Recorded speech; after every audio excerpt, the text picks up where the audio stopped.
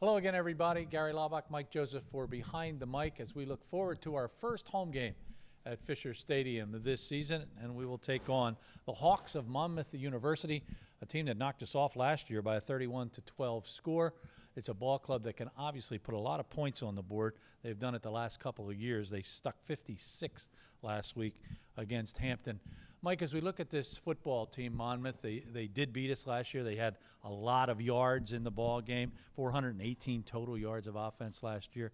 And their defense is really pretty spectacular. They've got 6 guys with 10 or more tackles in the first 2 ball games. And obviously they held us to just a -1 yard rushing last year. This could be a tough matchup. It could be a tough matchup. Last year they came in with a very experienced offensive line, a lot of fifth-year seniors across the board. But on offense, they have really somebody at every level. They have a quarterback who's returning that we saw last year. They have a great wide receiver in Reggie White Jr., and then they have a running back, this Mike Guerrero kid, who they found who's really got great speed. And he's got good strength and size, and hasn't played a lot of football over the last couple of years, but it was a track kid and put it to us in the second half. Remember, that game last year was a 7-3 game. Going into the end of the first half. They scored going in at the end of the half, got the ball, came back and scored and kind of put the game away. But it was a much closer game, I think, than the score indicated. But they are strong. They are physical up front. And defensively, they lose Mike Basili, one of the best defensive backs that school has ever seen. But they return a lot of kids. Yeah, they really do have a lot of talent. The guys Mike's talking about at quarterback is Kenji Behar, who was outstanding against us last year. He's already thrown for over 500 yards this season. And, of course, Pete Guerrero, he was a freshman last year, rushed for over 1,000 yards and rushed for 139 yards and a couple of touchdowns against us last year. He's outstanding.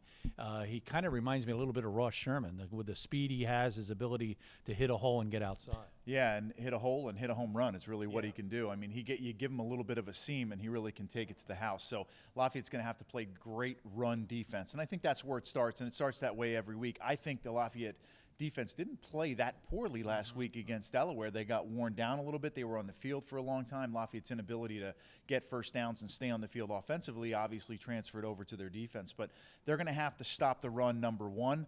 I think if you had to pick your poison, I think you'd pick the quarterback to try to have him drop back a little bit. He did make a few mistakes early last year going in. I know Phil Parham had an interception real early down in the red zone. So if you can create some of those second and third and longs, and it's kind of the same story each week, is you got to do a very good job on first down, the most important down, I think, altogether for Lafayette's defense. Mike, when you look at us, there is a contrast. Opponents are getting the first down yardage when they need it on third down. And, of course, Lafayette is not. And it seems, as we watch the 2 ball games so far, they just cannot make any mistake offensively. If they get a penalty or a sack or an incomplete pass, they're behind the 8 ball, and they just can't seem to get the first down. They can't keep the defense off the field. Yeah, the margin for error is so small with them. So I think you may see a couple things differently. Last week there was a lot of reading, I think a lot of drop backing for the quarterback and looking and reading routes and reading coverage. And Delaware was very vanilla defensively until you got into their red zone and challenged them. Then they came after you. So I think you're going to see the ball come out a little quicker. I think you may see a couple more what we call run-pass options, which we're going to talk about today and Inside the Huddle. Some run-pass options where Lafayette maybe can count the amount of people in the box and then get the ball out to the perimeter a little bit quicker. Remember, we didn't have C.J. Emil. Hopefully he'll be back. But J.J. Younger is a kid that can really hit a home run. I love him. I think he's going to be terrific.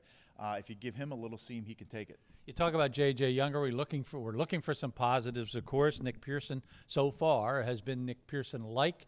They need to get him the ball maybe a little bit more. And Malik Ham, the freshman, I thought he played a terrific ball game on Saturday. Yeah, he was wonderful. I mean, you could just see him developing. Remember, he's a 17, 18-year-old kid coming off the edge, making plays. He has a great feel for where he is on the field. And he's basically very explosive, and they need that, and they're going to get that. They're getting that out of Keith Earl. They're getting that out of Jerry Poe.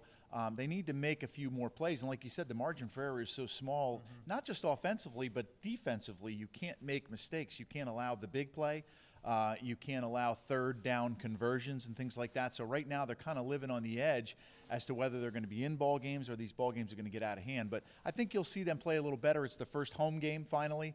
Lafayette starting on the road for 2 games. I think it's important to be at home. It's going to be a big crowd, and I think Lafayette's going to be excited. Yeah, who knows what the weather will be like on Saturday. Everybody just talking about the weather this week, but it is the first home game. You can watch the ball game, of course, on the Lafayette Sports Network. We'll have it for you live at 6 o'clock. Join us. Join Mike, join myself, and John Leone will be there to bring you the ball game. For Behind the Mic, I'm Gary Laubach.